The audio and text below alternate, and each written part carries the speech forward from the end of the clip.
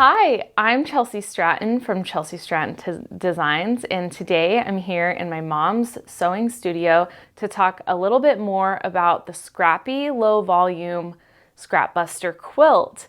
And this was a free pattern that I designed just to share with everyone, and a good way to use your low volume scraps and just any low volume prints that you've been hoarding that you have been wanting to use. So we are going to take a closer look at this free quilt pattern and kind of go over how to make the blocks as well. So let's get started.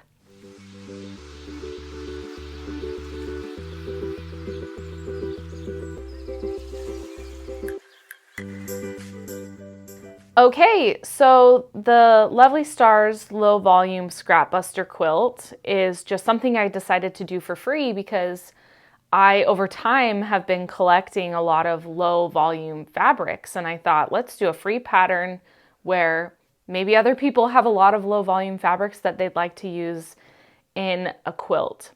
So let's get into it. There are only 2 blocks in the whole quilt. You have 3 random star blocks. So there's only 3 of these star blocks.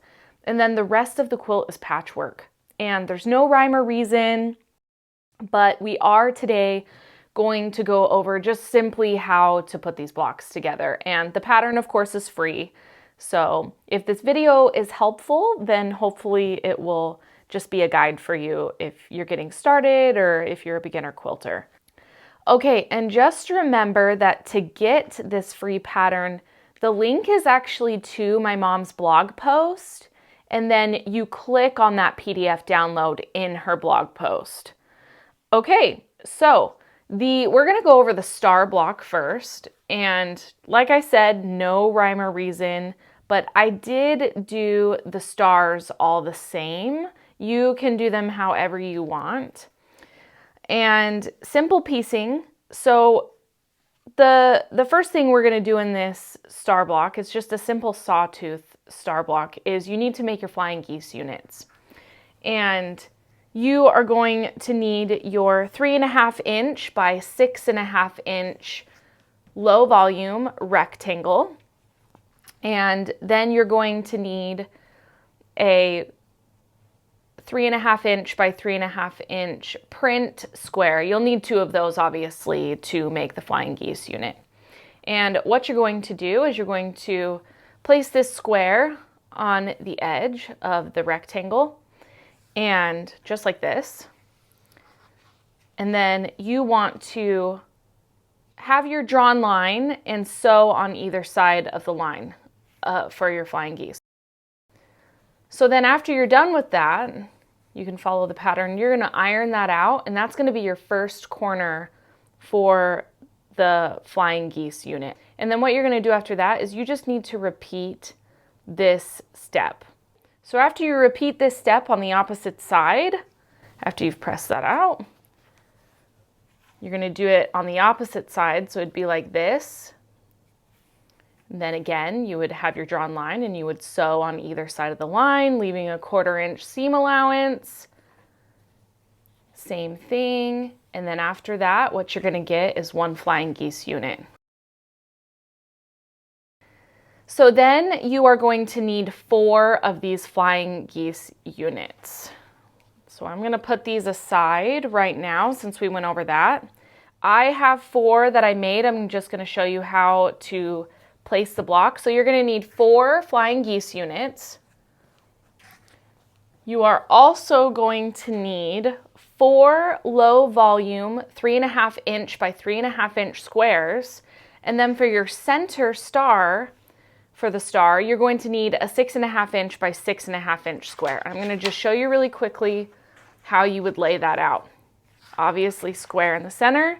Now, normally these would be the same. I actually ran out of this small floral print, so I just cut one of the larger blue florals I had.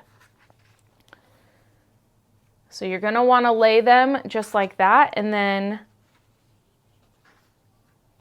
randomly place your low volume squares. So you have your center square, 6.5 inch by 6.5 inch. your flying geese units that will need to measure 3.5 inches by 6.5 inches, and then your 3.5 inch by 3.5 inch low volume squares in the corners.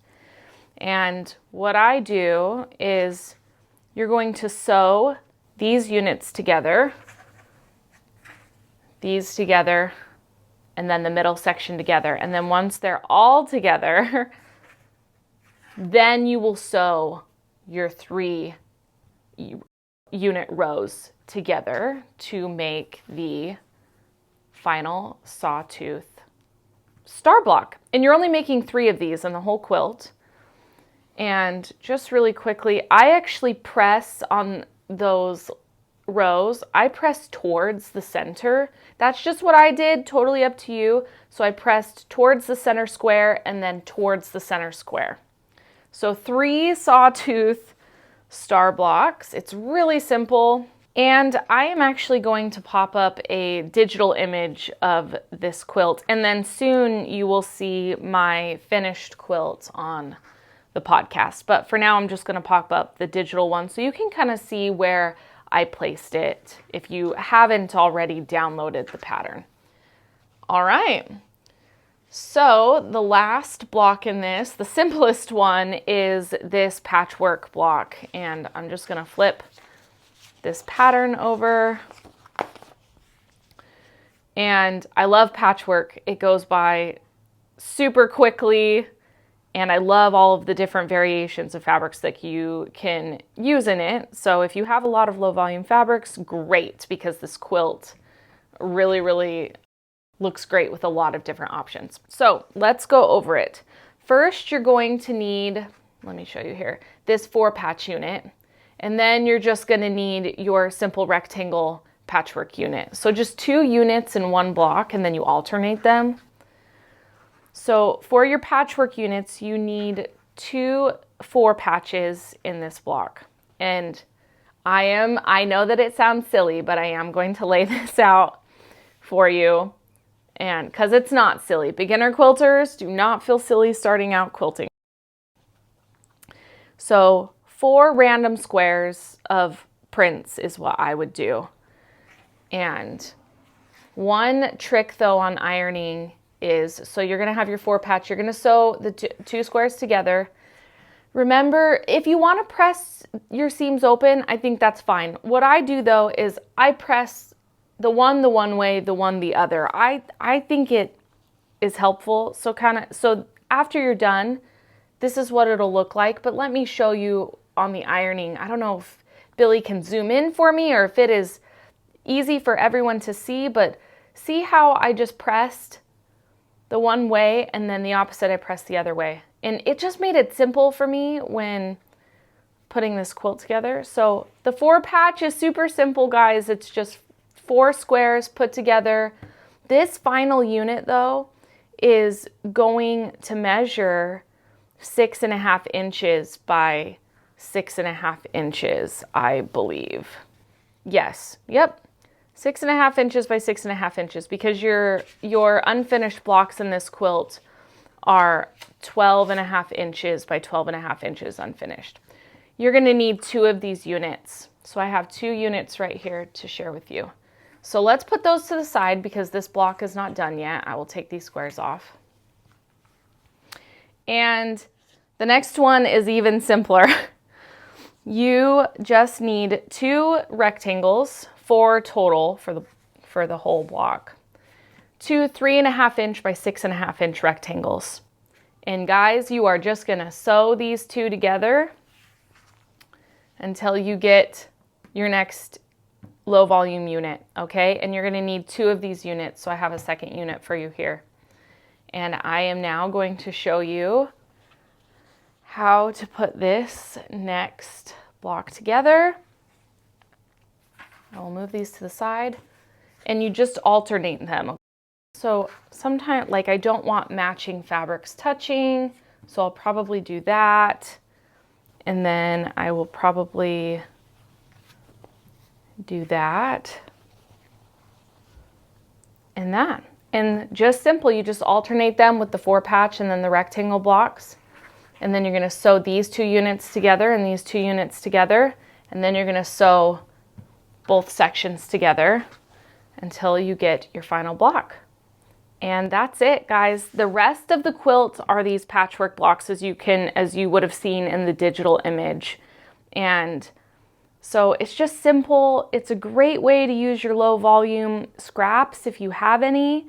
And it's just sometimes fun to have a free pattern to, you know, use.